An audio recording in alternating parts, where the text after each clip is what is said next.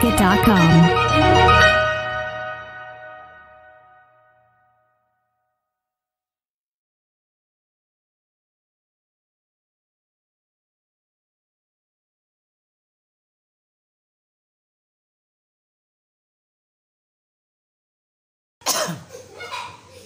Assalamualaikum warahmatullahi wabarakatuh.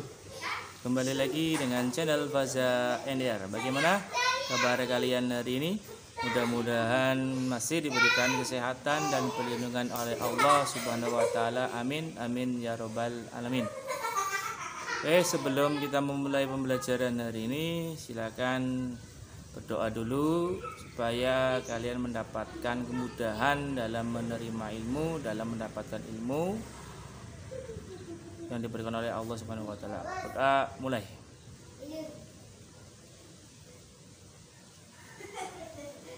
Selesai. Oke.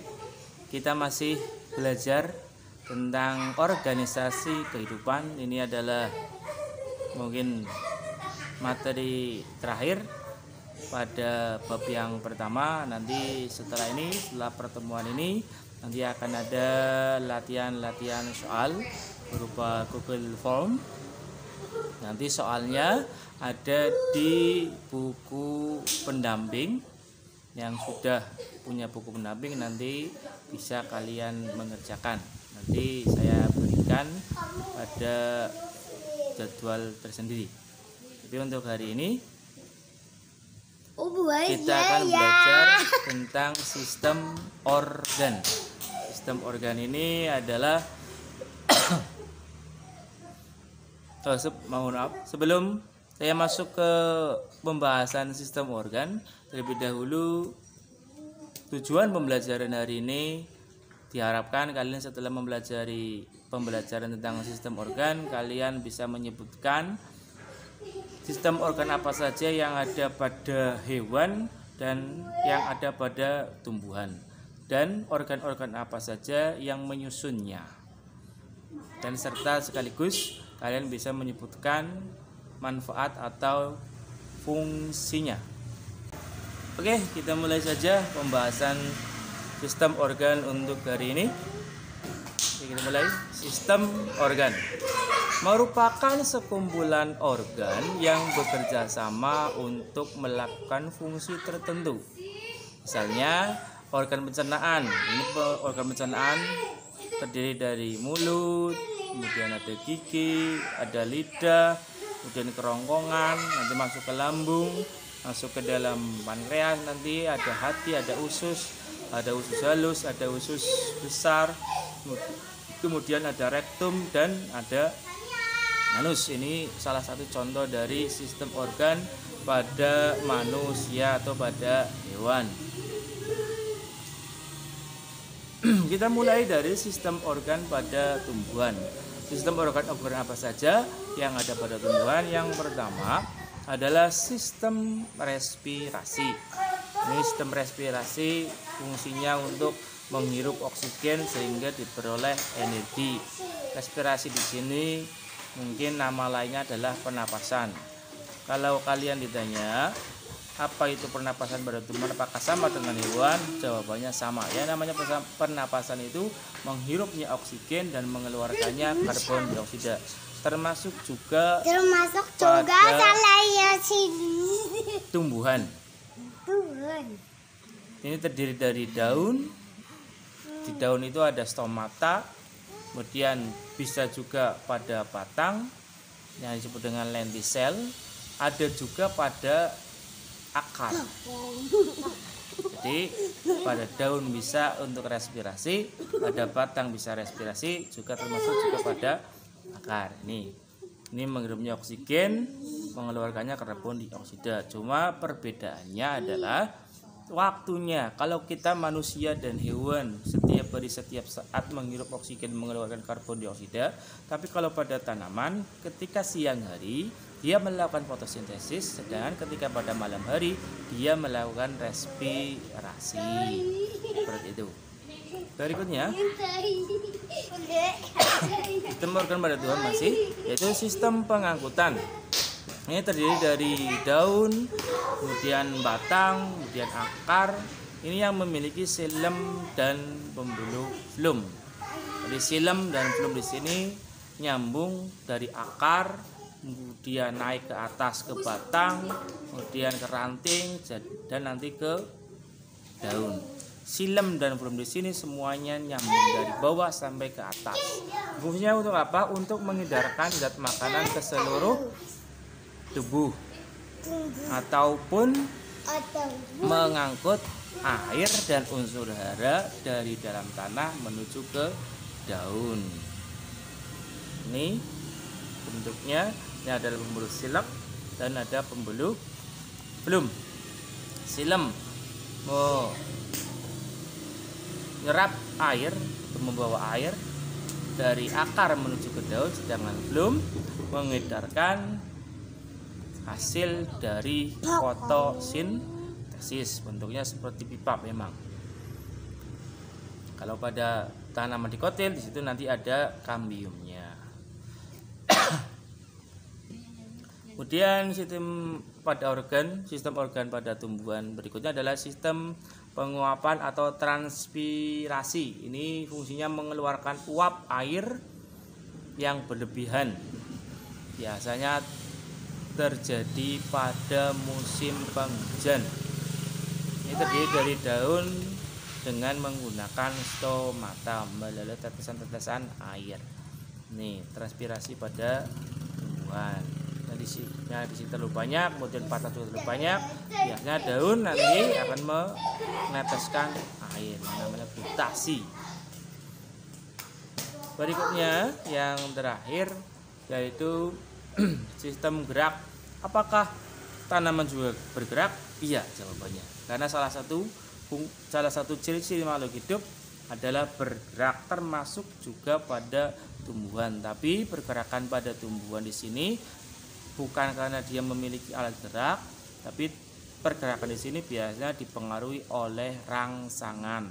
Bisa rangsangan dari dalam ataupun rangsangan dari luar. Ini terdiri dari akar, kemudian batang dan daun. Apa contoh dari gerak akar? Gerak akar ini akan menuju ke tempat di mana adanya air. Kalau batang bagaimana? Kalau batang biasanya akan menuju ke tempat yang ada sumber cahaya mataharinya. Bagaimana kalau daun? Seperti hanya ketika kalian bermain di pekarangan, kemudian kalian melihat tanaman putri malu, kalian menyentuhnya, di situ putri malunya akan mengincup. Juga salah satu dari pergerakan dari tumbuhan. Ini merespon rangsangan dari luar, fungsi dari sistem gerak. Ini salah satu contohnya. Kita masuk ke sistem organ pada hewan. Ini lumayan banyak. Yang pertama adalah sistem pernapasan. Itu ada hidung, ada tenggorokan, ada paru-paru pada manusia, dan insang pada ikan, pada katak, dan ada juga trakea pada serangga. Ini kalau pada manusia, di situ ada rongga hidung, kemudian rongga mulut, ada epiglotis, paru-paru dan sebagainya, dan ada bronkus, bronchiolus serta alveolus. Ini sebagai tempat pertukaran oksigen dengan karbon dioksida, yaitu pada alveolus. Fungsinya sebagai menghirup oksigen sehingga diperoleh energi. Jadi oksigen yang kita hirup fungsinya adalah sebagai sumber energi tubuh. Berikutnya, yaitu pada sistem pengangkutan, mengedarkan zat-zat makanan ke seluruh tubuh. Makanan yang kita makan dicerna oleh tubuh kita, oleh sistem organ pencernaan kita, kemudian nanti akan diedarkan oleh sistem pengangkutan. Siapa? Darah, jantung, serta pembuluh darah. Darah itu nanti yang mengedarkan, jantung sebagai terminalnya, sedangkan pembuluh darah itu sebagai jalannya menuju ke seluruh tubuh manusia ataupun hewan. Nih, sini ada darah, ini ada jantung, kemudian ada pembuluh darah. Dan ini di dalamnya ada darah. Ini ada warna biru, ada juga warna merah. Ini nanti menandakan yang mana yang mengandung oksigen, mana yang mengandung karbon dioksida. Nanti pada pembahasan di kelas 8 itu nanti ada. Berikutnya adalah sistem ekskresi atau pengeluaran. Kalau di dalam buku pendamping kalian itu penguapan. Silakan kalian koreksi ganti menjadi sistem ekskresi atau pengeluaran. Apa saja yang terkait? Yang pertama adalah hati, kemudian ginjal, kemudian kulit, serta paru-paru. Kalau di situ ada yang kurang, silakan kalian tambahi sendiri. Ini mengeluarkan zat sisa yang tidak dibutuhkan lagi dalam tubuh. Setelah tubuh melakukan proses metabolisme tubuh, kemudian ada zat sisanya, itu harus dikeluarkan. Kalau tidak dikeluarkan, maka zat-zat tersebut akan menjadi racun untuk tubuh kita.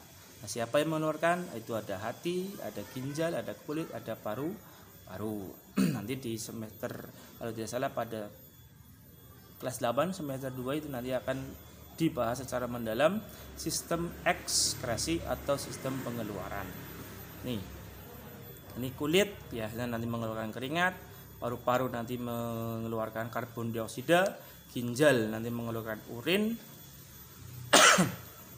hati nanti membunuh racun-racun yang masuk ke dalam tubuh.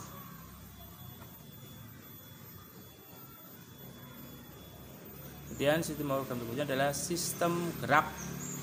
Apa saja? Otot, tulang, dan sendi. Otot ini biasa disebut dengan alat gerak aktif, sedangkan tulang sebagai alat gerak pasif. Kalau sendi, pertemuan antara tulang satu dengan tulang yang lain, itu namanya sendi.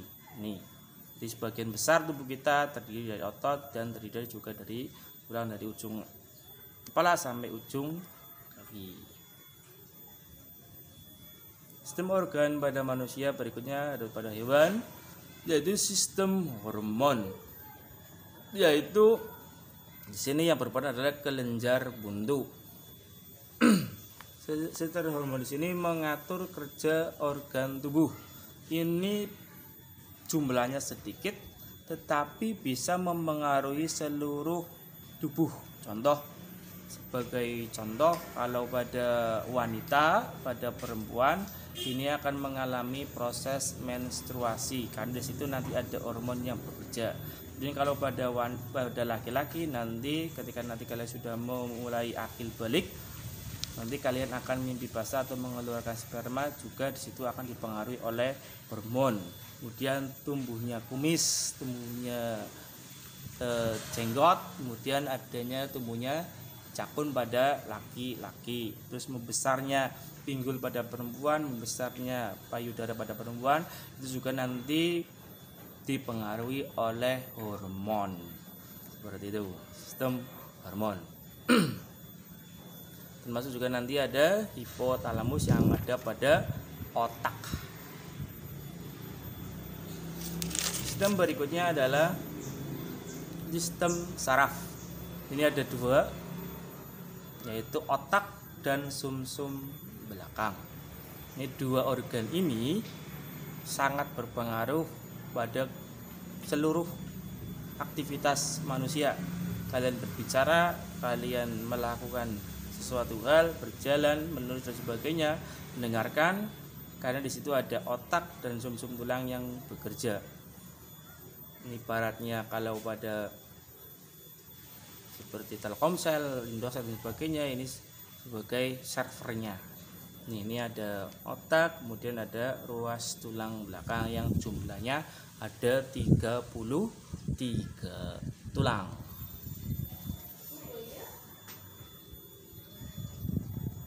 Berikutnya adalah sistem pencernaan manusia. Ini terdiri dari mulut, kemudian nanti masuk ke dalam kerongkongan, dicerna lagi nanti oleh lambung, kemudian usus halus, ini usus halus bukan usus halus, usus halus, kemudian usus besar, ada pankreas, ada hati, nanti keluar berupa feses lewat anus. Seperti ini nih, dari mulut, kemudian kerongkongan, kemudian lambung, sini ada usus halus, kemudian ada usus besar, ada hati, kemudian ada pankreas di sini ada rektum, dan nanti keluar lewat anus. Ini adalah sistem organ pada tumbuhan dan sistem organ pada hewan. Nah, sistem organ ini nanti menggabung menjadi satu, namanya organisme, yang sering kita kenal dengan individu.